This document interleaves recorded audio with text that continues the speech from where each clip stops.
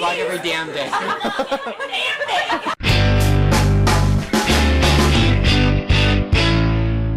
Hello Jimmythans, welcome to another episode of Once Upon a Thursday. Today I'm reviewing episode 7:15 a.m.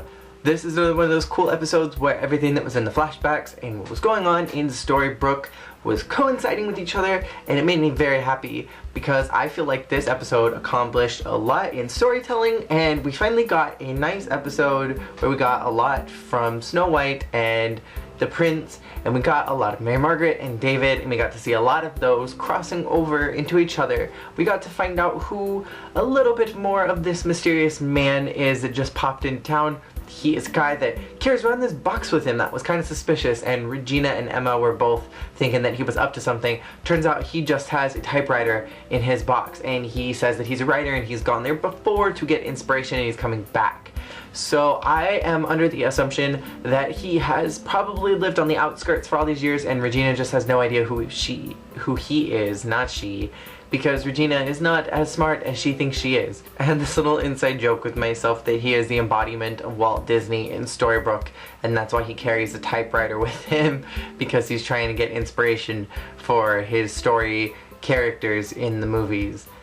But I'm probably totally dead wrong on that. In Fairy Tale World, which was the most important arc of this episode, we learned a little bit more about how Snow White ended up with the dwarves. There were actually 8 dwarves originally, and one of them was called Stealthy, and he was killed, unfortunately, trying to rescue Grumpy and Snow. Snow ended up in jail because the prince asked for Snow to come to him because he said that he still loved her and he didn't want to marry what's-her-face, Abigail. The episode began where she went to Rumpelstiltskin to get a forgetfulness potion so that she would forget the heartbreak of not being able to have the prince, and then it turns out that the prince wanted her to come to him, so she went to him, and then things didn't all work out because then she ended up in the dungeon and got saved, and then at the end of the episode she took the thing anyways, and it was all just a mess.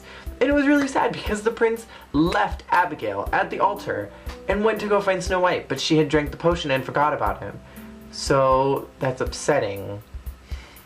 So I'm guessing, I'm filling in the blanks here and I'm connecting the dots, that when the prince kissed Snow White in the first episode and she said, "You came back," I'm guessing that he broke the forgetfulness spell too, because Rumpel said that true love is the hardest thing to like banish. Not in those words, I forget exactly what he said, but it was like something along that, like true love is the strongest thing and it's very hard to make that go away. So I'm guessing that Snow White's memories were repressed for a while, and then as soon as he kissed her and woke her up from eating the poison apple, then she remembered him and remembered that she loved him and that she wanted to be with him, and then it was like, oh, you came back for me. Like, you actually left her and didn't get married to her even though I told you that I didn't want to be with you, because she flat out told him that because the king is a big dickbag and made her tell him that she didn't love him so that Abigail and the prince could still get married and Midas and him could have like their bro bonding thing and feed the millions and have peace and all that crap. We also found out that David and Mary Margaret have been going to Granny's at 7:15 every day, both not knowing that they were doing it. Mary Margaret was there to see David, and David was going there to see Mary Margaret because they both have feelings for each other. It was this weird moment for me because I want to be happy for them and I want to be like, yes, they are supposed to be together. They are the original OTP. But then, like, the other part of me is like, even though it's not a real marriage and it was all part of the curse, he's still married to this girl, and this is not right. Like, he's got to do it the right way. And I know that this was addressed before and that someone said that it's not a real marriage, but they are married in Storybrooke, and cheating is wrong no matter in what context.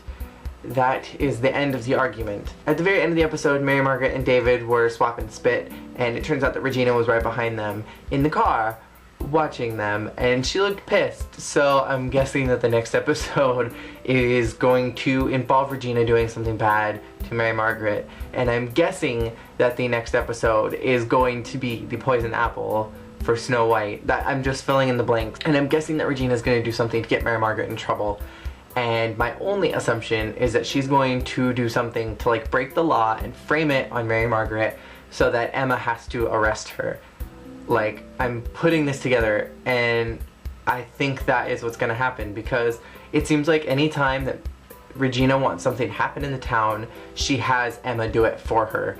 And so I think that the way that Regina is going to get Mary Margaret is to have Emma get her for her so that Regina still looks like she has clean, whitewashed hands. Does that make any sense? Speaking of Once Upon a Time, I'm watching season 4 of 24, and Lana Parrilla, I believe that's what her name is, I'm horrible with actor names, the Queen, she's in this show as one of the workers at CTU, and it just makes me laugh every single time that she comes up on screen, because all I can see is the evil Queen, and it's so funny to see her being a good guy on this show. But I just want to put that out there. So thank you all so much for watching, and I will see you guys all next week with another Once Upon a Time review. This week I want to ask you guys, if you were a dwarf, what would your dwarf name be? And I would like to feature one of those comments next week. So whatever one is my favorite, I will put that up on here and list why he would be that dwarf too, because I think that would help me make a better decision and I'd be more informed. So I will see you guys all next week, and I'll see you guys tomorrow. Peace out. 2 months. Yes, I have to mention also that I participated in a group dub with a couple guys here on YouTube, and I've worked with them before on another song from Morning Musume. And for those of you who are Morning Musume fans and would not mind hearing me sing, I will have the link below, and I would love it if you would check that out. I already posted on my Tumblr and the Facebook page, but I wanted to just put it here as well if you would like to check that out. There are 5 of us that sang. I got a lot of the Riho lines, so if you're wondering which one's my voice, because it's kind of like processed through, because it's the song Wakuteka Chance.